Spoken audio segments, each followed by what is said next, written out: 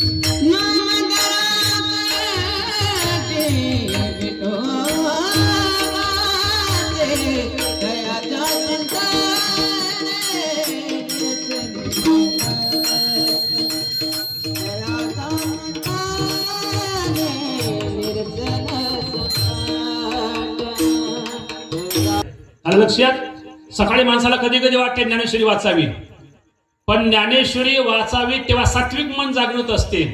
पण हळूच कब्बशा वाचल्या घरात की दुसरं मन म्हणते घ्यायच्या.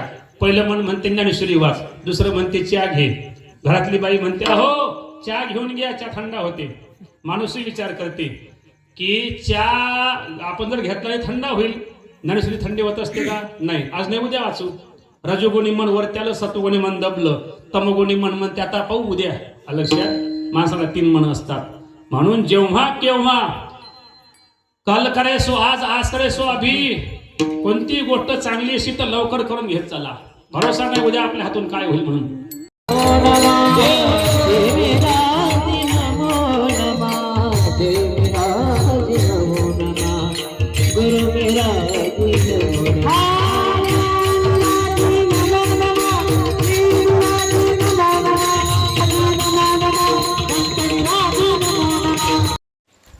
तर अशी झाली छान प्रकारे आजची कीर्तन सेवा. तर उद्याची बघू. तर भेटू उद्याच्या ब्लॉगमध्ये. पण जय हरी, जय श्रीराम, जय हरी, जय महाराष्ट्र.